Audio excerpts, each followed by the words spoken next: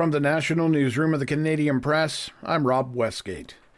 Canada's Executive Director of Doctors Without Borders has welcomed Ottawa's recent denunciation of the Israeli government for failing to prevent a humanitarian crisis in the Gaza Strip.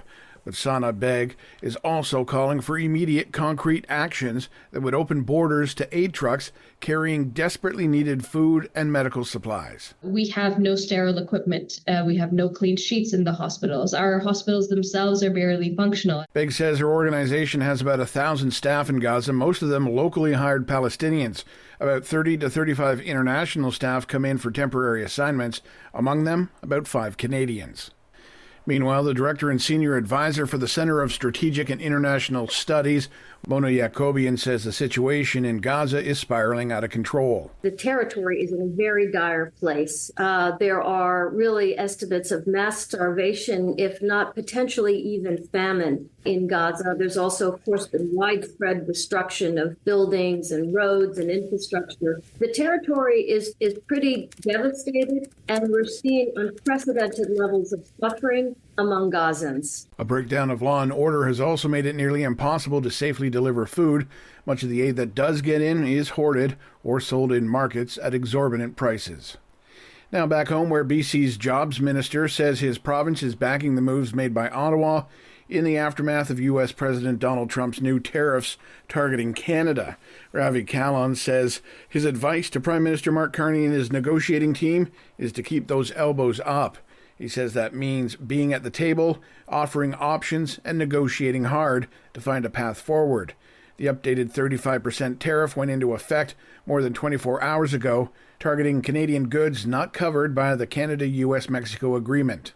Evacuation orders are on the rise, and a state of local emergency is in effect for the Nanaimo Regional District on Vancouver Island this morning. Officials with the BC Wildfire Service say a blaze is burning on the north banks of Cameron Lake, about 60 kilometers from the city of Nanaimo. Hundreds of homes on the north side of the lake have been ordered evacuated, while other nearby properties have been put on evacuation alert. A reception center has been set up in Qualicum Beach, a town about 15 kilometers away from Cameron Lake. And finally, a publicly accessible supercomputer has been launched in southern Alberta. SuperQ Quantum Computing recently opened a quantum computing hub in Lethbridge, with other locations set to be established elsewhere in Canada and in several other countries. Company founder Muhammad Khan says the web-based platform called Super allows users to ask complex real-world problems and then comes up with all the possible solutions simultaneously. This is the Canadian Press. In sports, rookie Trey Vavel dazzled a sold-out crowd of Blue Bombers fans, returning a kickoff 93 yards for a touchdown, and then following that up with a 97-yard punt return for a major to help Winnipeg snap a 3-game losing streak with a 40-31 victory over the Toronto Argonauts. Bobby Witt Jr. belted a 3-run homer to help lift the Kansas City Royals to a 9-3 win in the opener of a 3-game set against the Toronto Blue Jays, which dinger came off Toronto starter Kevin Gausman, who managed to last 6 innings despite the rough beginning. American Taylor Fritz beat Canadian Gabriel Diallo 6-4, 6-2 at the National Bank Open in Toronto. After the match, Diallo said, "The loss stung. Kind of let him bully me around the court a lot today, and it's not a good feeling." And finally, it's a swimming showdown between Canadian star Summer McIntosh and American icon Katie Ledecky at the World Championship in Singapore. The pair will be racing for gold in the 800-meter freestyle. From the Canadian Press, I'm Rob Westgate.